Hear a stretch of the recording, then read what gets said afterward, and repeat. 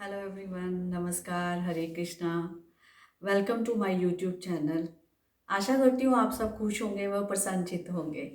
आज जो मैं वीडियो लेके आई हूँ आपके सामने, उसका टॉपिक है पुत्रदा एकादशी। ऐसा माना जाता है कि जो पुत्रदा एकादशी का व्रत करता है तो उसे पुत्र की प्राप्ति होती है। आज के संदर्भ में पुत्र व पुत्री में कोई भेद नहीं है, दोनों एक समान हैं। इसलिए जो संतान की इच्छा करता है उसकी पूरी होती है।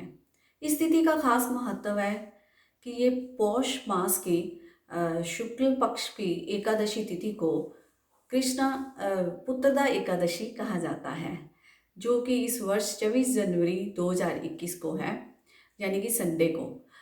हम अच्छी तरह से भगवान की पूजा अर्चना कर सकते हैं। तो जब भविष्य पुराण में वर्णित है इसकी कथा के बारे में कि जब धर्मराज युधिष्ठिर ने भगवान से पूछा कि इस जो एकादशी है इसकी महिमा के बारे में बताइए, तो युधिष्ठिर के पूछे जाने पर भगवान ने इसकी महिमा का वर्णन किया। उन्होंने कहा कि जो भी इस दिन नारायण की पूजा करता है तो उसे पुत्र की प्राप्ति होती है और उसके जो सारे दुख दूर हो जाते हैं, अंत में उसे मोक्ष प्राप्त होता है और उसके वंश में वृद्धि होती है। तो इसकी कथा इस तरह है। एक राजा और रानी थे, दोनों पुण्य आत्मा थे और पर उनके घर संतान की प्राप्ति नहीं हो रही थी। तो एक दिन राजा को डिप्रेशन हो गया और वह डिप्रेशन के मारे जंगल में चला गया। जब जंगल में गया तो उसने देखा कि चारों ओर पशु पक्षी बड़ी खुशी से जीवन बिता रहे हैं। सिंह व अन्य जीव जंतु भी अपने बच्चों के साथ आनंद से इधर उधर घूम रहे हैं। तो राजा बहुत निराश हुआ।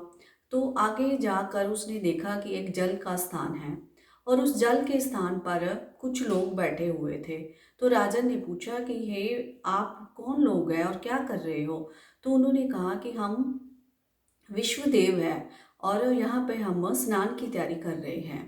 तो राजा ने कहा कि आप सिद्ध पुरुष हो, आप पुण्य आत्मा हो, आप महात्मा हो, आप मेरी एक प्रॉब्लम का सल्यूशन दें, आप मेरी प्रॉब्लम को दूर कर सकते हो। मेरे घर में संतान की प्राप्ति नहीं हो रही, तो इसलिए मैं बहुत दुखी हूँ। तो जो संत महात्मा थे उन्होंने कहा कि राजन, आज पुत्रदा एकादशी है, तुम इसका व्रत करो और तुम्हारी सारी समस्याओं का हल मिल जाएगा। राजा ने ऐसा ही किया। राजा ने व्रत रखा और बड़ी निष्ठा भाव से विष्णु जी की पूजा अर्चना की और कुछ समय वहाँ पर बिताकर वह वापस राजमहल में आ गया। कुछ दिन बीत जाने पर उसको पता चला कि उसकी जो स्त्री है वो गर्भवती है। तो आगे जाकर रानी ने एक पुत्र को जन्म दिया। तो राजा जो है प्रसन्नता से झूम उठा और उसने रेगुलर एकादशी का व्रत करना शुरू कर दिया और बड़ी निष्ठा से, बड़े मनोभाव से विष्णु जी की पूजा अर्चना करनी शुरू कर दी। इसलिए उसे एकादशी का व्रत करने से पुत्र की प्राप्ति हुई। इस कथा को जो भी शेयर करेगा उसको डबल ट्रिपल पुण्य फल की प्राप्ति होगी। इसलिए ज़्यादा से ज़्यादा इस कथा को शेयर कीजिए।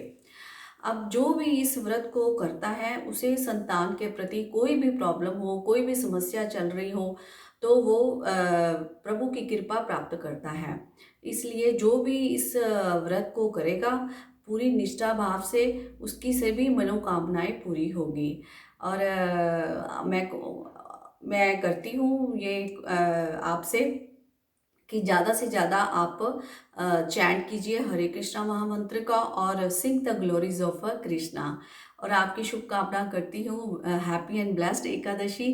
Thank you so much. Hare Krishna.